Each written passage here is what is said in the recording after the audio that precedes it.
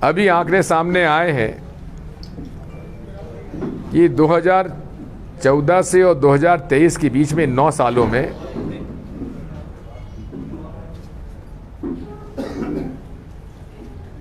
गरीब और गरीब हो गया और कुछ चंद अति अमीर और अमीर हो गए।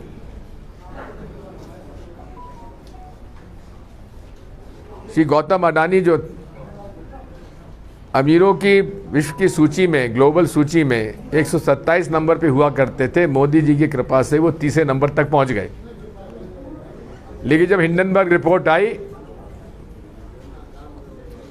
तो ये पोल खुली कि उनके जो शेयर बाजार की वैल्यूएशन था वो कुछ काले धन के इन्वेस्टमेंट की वजह से बढ़ गया था। जब वो रिपोर्ट सामने आई तो 4000 से ज़्यादा का शेयर घटकर 1100 रुपये में आ गया और उस कंपनी के शेयर खरीदने वालों की अपने संपत्ति में लगभग 10 लाख करोड़ का घाटा हुआ। अब इन सब बातों की जांच के लिए अगर श्री राहुल गांधी जी ने अपने राष्ट्रपति के धन्यवाद प्रस्ताव में मांग की कि इसकी जांच होना चाहिए,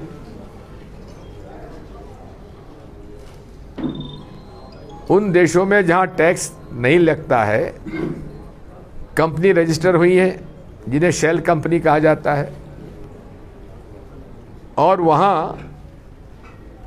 ऐसी कंपनियों ने इस औद्योगिक घराने के हजारों करोड़ की पूंजी लगाई है जिनके कंपनी में एक भी कर्मचारी नहीं है। अब आप समझ सकते हो कि ऐसी कंपनी कौन होगी जिसमें एक भी कर्मचारी ना हो और 9000 करोड़ की पूंजी वो लगा रहा है अडानी कंपनी में। राहुल जी ने यही तो पूछा, भाई ये पैसा किसका है? लेकिन मोदी जी से जब ये प्रश्न पूछा गया तो उन्होंने उसका उत्तर देने के बजाय जो सदन की कार्रवाई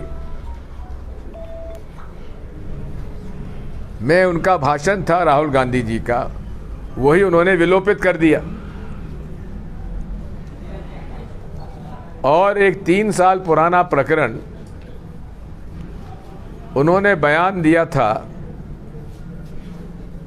एक 2019 के लोकसभा चुनाव में कोलार कर्नाटका एक बयान दिया था कि यहाँ से हजारों करोड़ रुपए बैंक का खाकर जो लोग भागे उनमें उन्होंने नाम गिनाए, नीरव मोदी, ललित मोदी, विजय माल्या। और फिर उन्होंने कहा कि क्या कारण है कि जितने ये भगोड़े चोर हैं वो सब मोदी क्यों हैं? इस पर मानहानि का दावा कहाँ हुआ? सूरत में। बयान दिया हुआ था कर्नाटक में। अब वो मुकदमा दायर हुआ 2019 में। जिन्होंने मुकदमा दायर किया उन्होंने हाई कोर्ट में उसकी सुनवाई पर रोक लगवा ली। हाई कोर्ट से स्टे हो गया और हाई कोर्ट से स्टे हो गया और 3 साल तक स्टे रहा और ज़्यादा साल, मैं समझता हूँ 4-5 साल तक।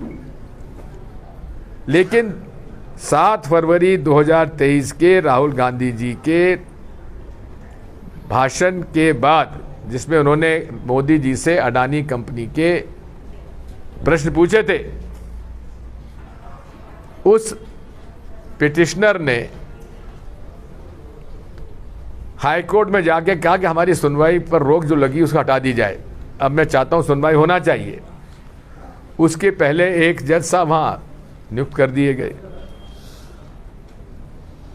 और सुनवाई 27 फरवरी से चालू हुई और 23 मार्च को फैसला हो गया।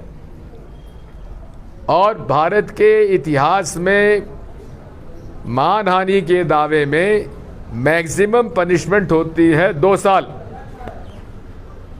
2 साल की सजा सुना दी गई। अब 2 साल की सजा क्यों सुनाई? क्योंकि एक सुप्रीम कोर्ट के ऑर्डर में यह है कि यदि किसी को 2 साल की सजा हो जाती है तो उसकी विधानसभा, लोकसभा, राज्यसभा की सदस्यता समाप्त हो जाती है। तो टारगेट था राहुल गांधी जी की सदस्यता समाप्त करने का और बहाना बना मानहानि दावा।